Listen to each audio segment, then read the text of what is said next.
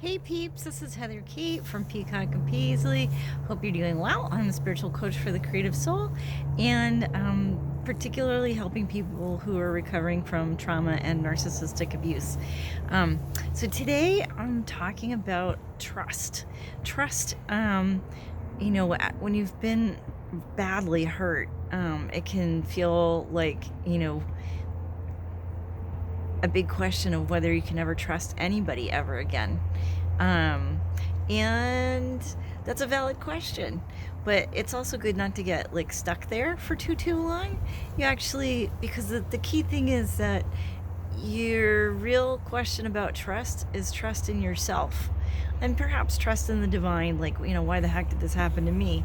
But the real thing is to trust yourself.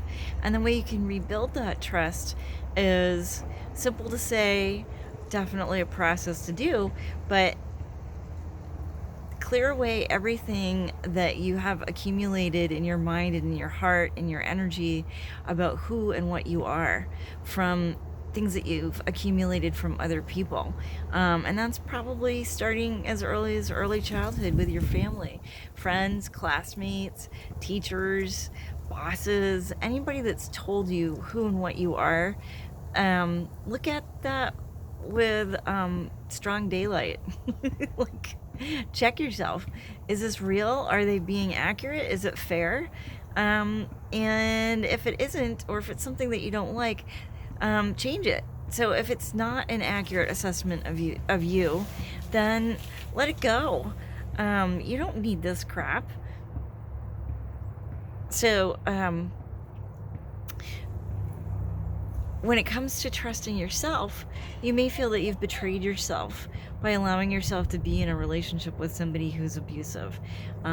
This, of course, should only apply to things as an adult, but it also usually has a root in early childhood, because as a child, you can't control the adults.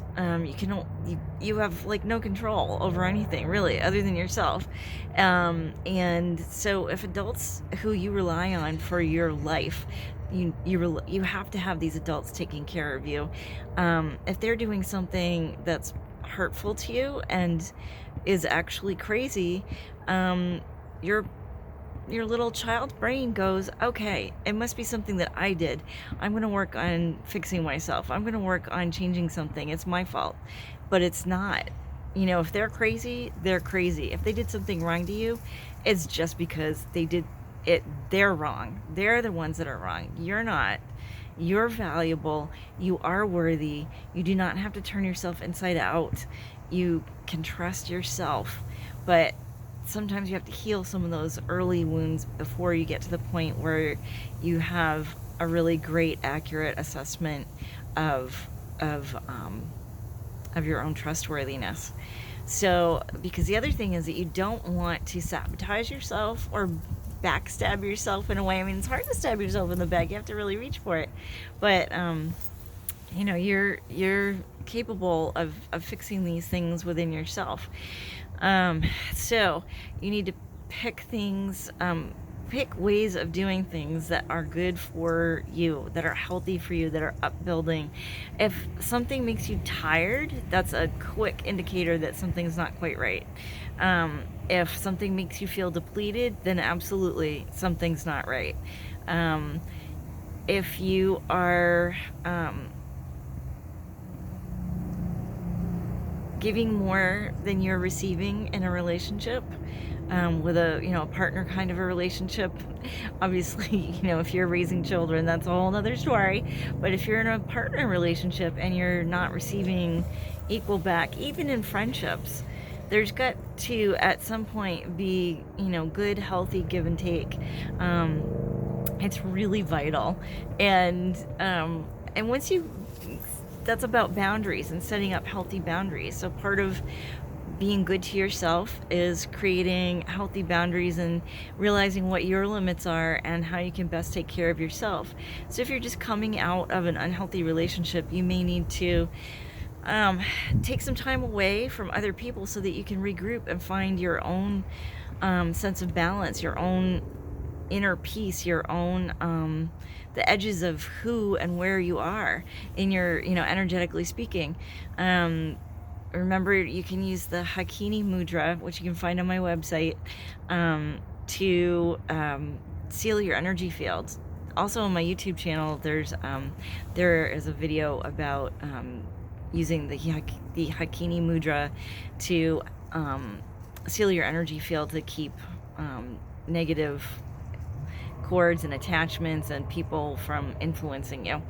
And it's one way that you can tell, if you're having the feelings that you're having, if they're your feelings or if they're somebody else is influencing you in one way or another. So you might notice that I'm sitting in kind of an odd place. I'm surrounded by cages. I'm actually in a little league dugout. But I think it's kind of the perfect thing. It's important to have healthy boundaries, healthy walls in a way, but you don't want to cage yourself in. But also realize that there are entrances and exits. There's a solid wall, there's a bench, but you don't want to stay stuck in here. You want to play the game of life. So treat yourself well. Practice that and just keep doing it. Keep a little log. Today I did XYZ for myself. And then see how your trust in yourself builds. And if you find that you've done something that you end up regretting in terms of how it affects you, it's important. Just look at it, stop, regroup, analyze why and how you did it, and then make some changes right then and there, and forgive yourself. So that's another critical component of building trust in yourself. You have to be able to forgive yourself for pretty much everything, but hopefully you're going to narrow down any kind of mistakes to things that are really little.